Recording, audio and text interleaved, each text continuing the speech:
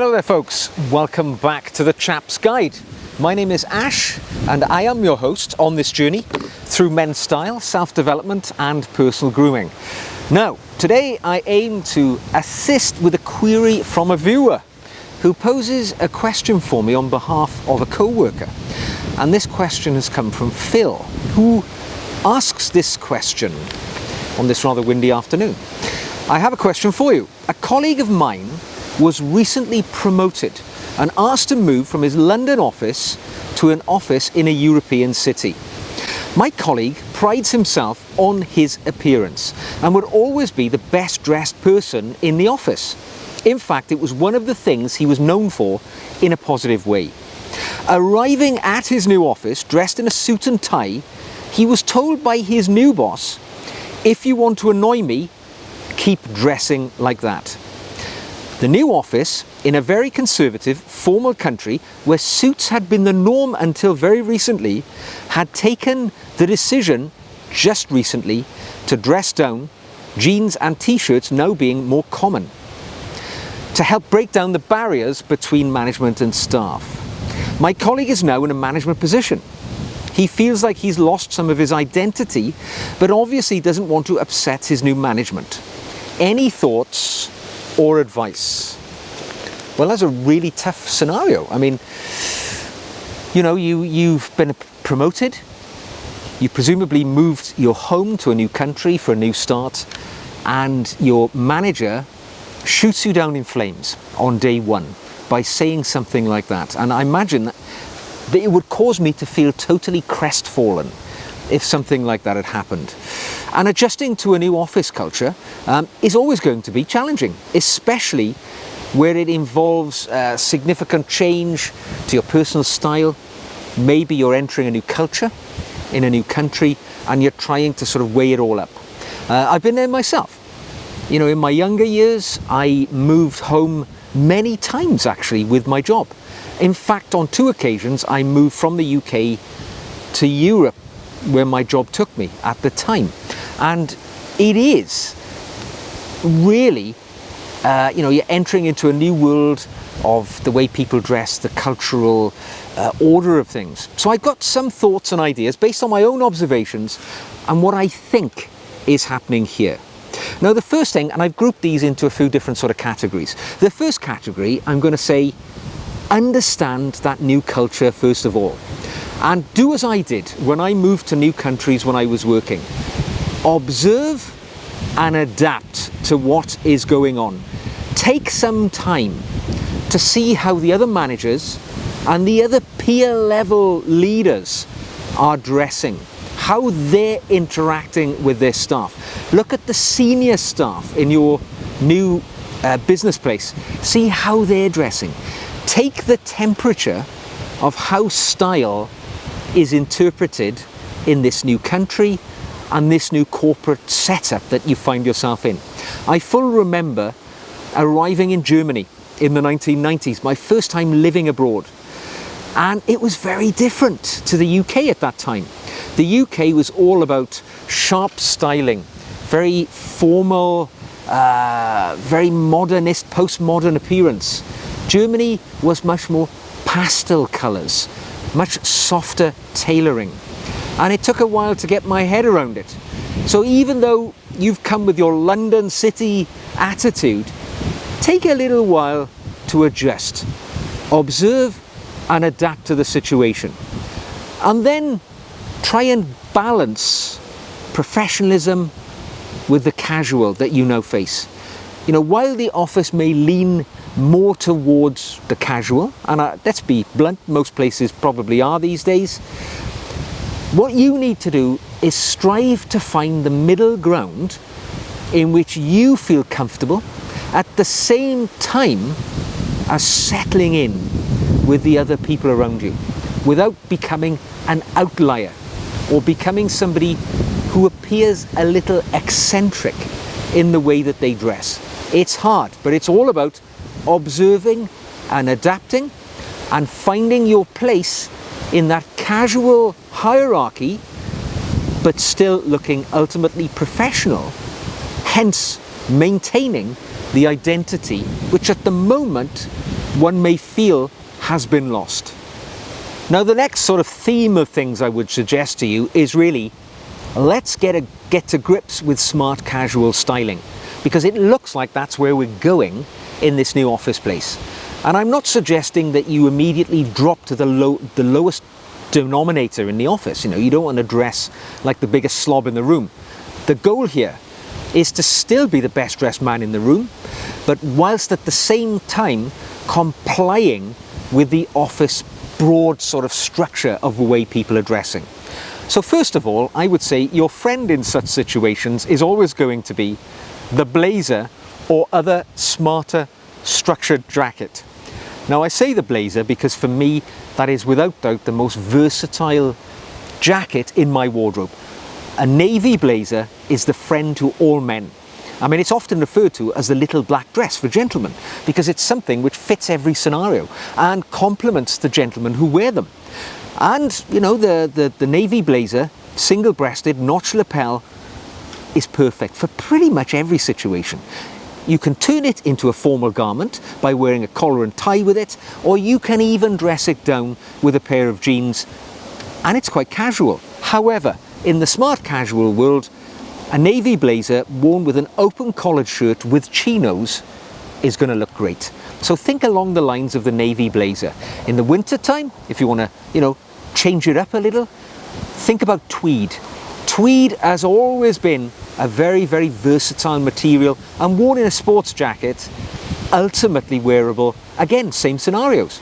You can wear it with jeans, even more readily than you can with a navy blazer. So the jeans works well with that tweed jacket, but similarly, you know, if you need to sort of dress up one day to go to a more formal meeting, maybe a pair of moleskin or cavalry twill trousers, or just chinos, or even flannel slacks in navy or grey. It's just going to work so well. Such a versatile garment. Now for other days where it's perhaps not so stylish, what about a Harrington jacket? Very, very wearable in scenarios where perhaps a structured maybe sports jacket or blazer, something like I'm wearing now, quite casual really, but can easily be adapted. But the Harrington jacket, very, very wearable. Think about that as being the mainstay of your wardrobe, because you're not in a suit, so you look more casual, yet ultimately you've got stealthy smartness going on there. When it comes to maybe the height of summer, or not wearing a jacket at all, a button-down collared shirt or a polo shirt is going to be so much more stylish for you than the ubiquitous t-shirt, which is often, you know, what generally the more casual wear these days. I mean, when we say the office is casual, jeans and t-shirt is the standard attire. Step that one up.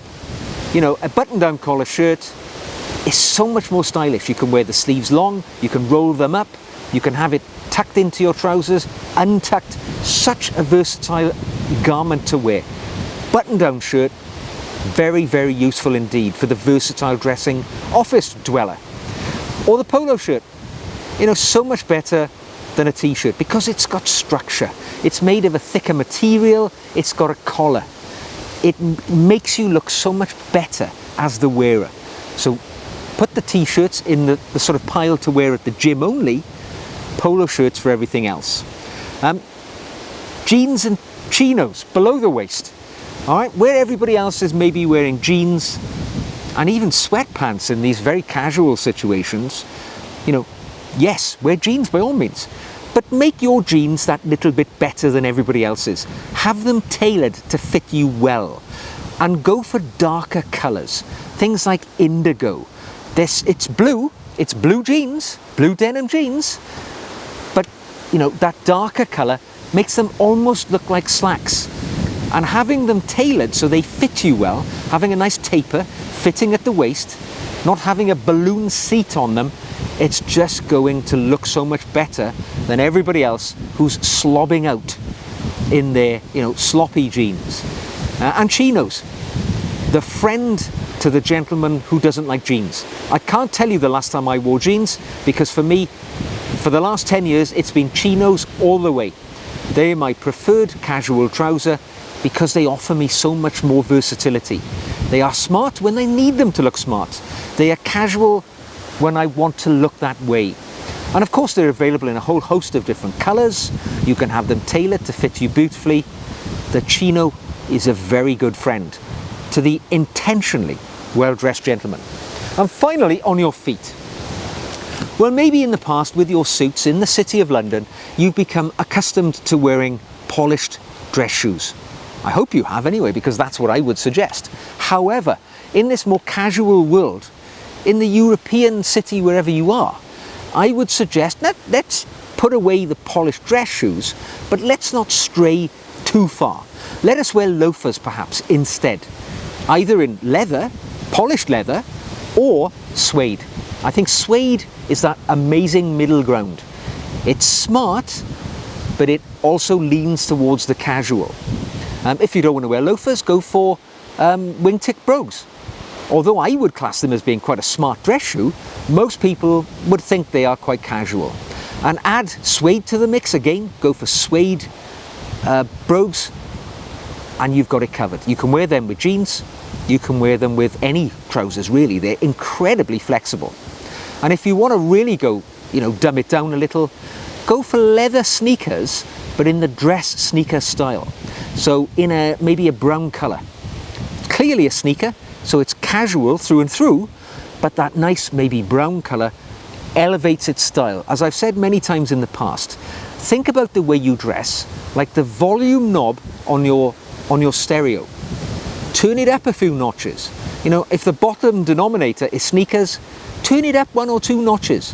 You're still below dress shoes, but having coloured dress sneakers, maybe in a lovely mahogany brown or some such, means you're going to look so much smarter than all those other gentlemen who are wearing, sneakers, white sneakers, which have become a little grubby and worn. You're going to look a few notches above their level. Now, the next theme of things I think we need to look at is really about maintaining your personal style in a stealthy manner. You don't have to wear a suit to be the sharpest dressed person in the room. And the first thing I would say is accessorize.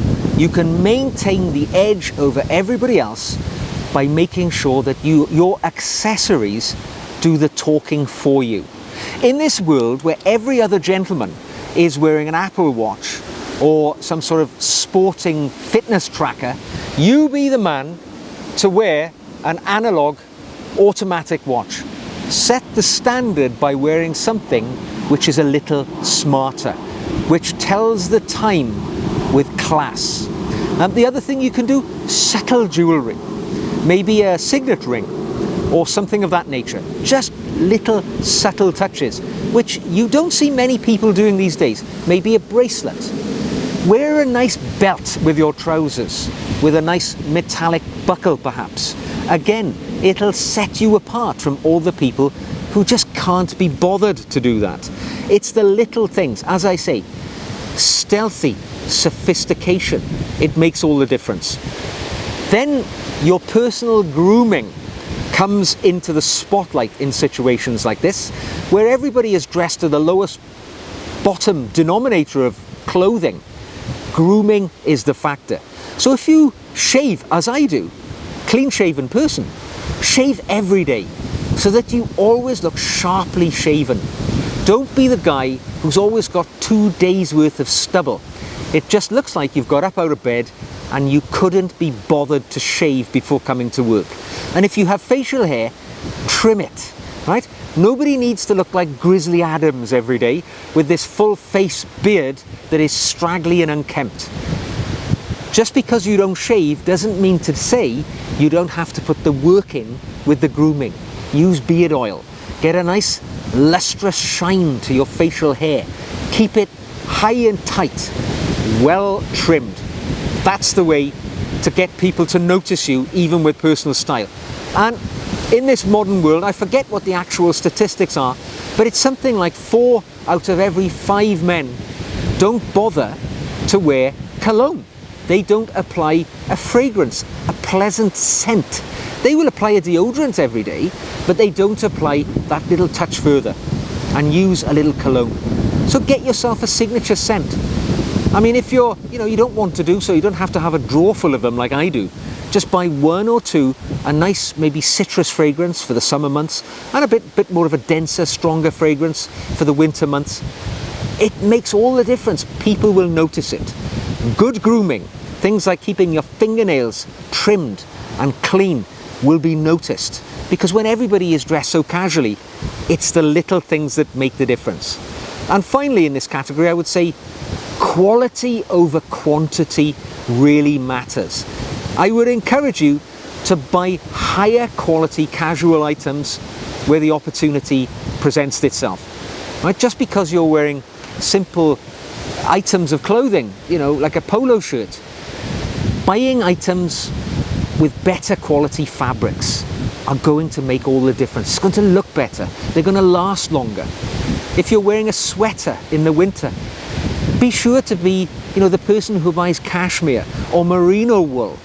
It looks better, lasts longer, and is beautiful against the skin. So where you can, don't just buy all the cheap stuff because everybody else is dressing casually. Go the extra mile and buy the good quality casual items. It really does stand out in the crowd. Now the next group of things I would talk about is it's about communicating with management about this situation and the dress code in the office in which you work. Hopefully you've got a really good relationship with the next tier up. You're a leader, a manager. You should be able to speak to the next people in the chain openly and ask them, what's the situation here? Why is it that we are dressing very casually? Is this the way people dress in this part of the world? Because where I'm from, dressing smartly is a demonstration of respect for the client, for my managers, for my subordinates. It's about showing the world that I care about my job. Tell them, this is why I wish to dress like this. Can you explain to me why we dress down? And also, and I'll be quite frank with you, if a manager on my first day said to me, as your manager did to you, what did he say? If you want to annoy me, keep dressing like that. Now that is passive aggressive if I've never heard anything like it, and I'd want to be addressing that. I would be calling out comments like that which I think are grossly inappropriate, and I would ask that person to explain why they've said that, because I think they would have a difficult job explaining something which is ultimately fairly aggressive. Now appreciate you're new in this department, you don't want to make waves. Perhaps that is something that comes with experience and strength of character which comes in later life. I can only tell you that if a manager spoke to me like that, we would be walking outside to have a conversation about that, and I would be asking him to join me on the field of satisfaction. But perhaps I'm old-fashioned and people do not speak to me like that at this stage of my life without there being consequences. But for you, you find the ground that you feel fit about addressing those comments, because if the manager is speaking to you like that, a person in a leadership role with management responsibility for others, I would have concerns about the way he is managing other people. But I will leave you to find out where that all sits. But certainly communicating with management to find out that situation is the way to go. At the same time, you need to express willingness to adapt. Now it's understood probably. You've been promoted, you've been moved to another office somewhere in Europe, you've come from London. There's probably an expectation by these people that you've come from London, a very sartorial city, known where men are very smart dressers, at the cutting edge of the world of sartorial matters. Perhaps they're going to give you some stick because you've come from London to another European capital where probably the gentlemen are somewhat behind the way that we dress here in the world's best dressed country. But whilst having some fun with that conversation, you need to adapt and find your place. So show willingness, find ways to express your identity within the boundaries that we've already spoken about. And finally, in this little category, I would say, work out why the boss acted in the way he did. Why did he speak to you like that? I would go sort of amateur psychologist. My initial thought would be, that person feels threatened. All right, they've seen this young guy coming in. Maybe you're younger, you've just been promoted, you've come from London. Perhaps they feel pushed into a corner You know, you're probably very smartly dressed. All of a sudden, they feel threatened. They're the old guy. Maybe they're a bit heavier, a bit older. They're not as smart. You are the sartorial breath of fresh air in the room. They're frightened. They're frightened about where they are going to settle in the pecking order. And perhaps they're a little bit worried about it. You can take the wind out of that by really saying, you know, using a bit of soft skills, talking to them, befriending them, chatting to them, letting it be, you know, abundantly clear. You're not here to cause trouble. You're here to learn, to settle in, and of course, to deliver. Take some of that fear out of the situation for this guy. Quite frankly, if they still adopt that attitude after you've attempted to, you know, to extend the olive branch of friendship, well, in Anglo-Saxon terms, I would say bollocks to them. War has been declared and they get what's coming. But, you know, at least try and be the bigger man in the first instance. And finally, my last bit of advice to you is really find the balance. Find the balance in which you feel most comfortable and transition slowly. You don't have to run out and buy a whole new wardrobe of, you know, locally purchased items, because I understand what you mean. You know, I've lived in other countries and I know I could walk around the towns that I lived in, Germany and Belgium, and I could pick out the fellow Brits by the way they were dressed, because we dress in a certain way which is different to the European gentleman. Not that I'm saying that they dress in a poor manner, but you know, you can identify people from different parts of the world. You can tell an American 2 streets down, you know, and I don't mean disrespect, but you can tell by the way they dress where they're from. So transition slowly. Perhaps buy a few local pieces and introduce them into the wardrobe so that it's clear that you're going native, yet in your inimitable British style. So, you know, adapt, but hit the balance that feels fit for you. And don't forget, it's all really about confidence.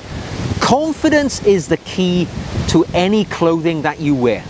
All right, you know, you could be wearing a pair of overalls if you worked in a grubby office, you know, mechanics environment, but you can still be the best dressed man in the room, even if you are wearing greasy overalls. And I've seen this. I've worked in jobs, worked on the flight line and stuff like that when I worked in aircraft refueling, when I was in the RAF, and we all wore overalls.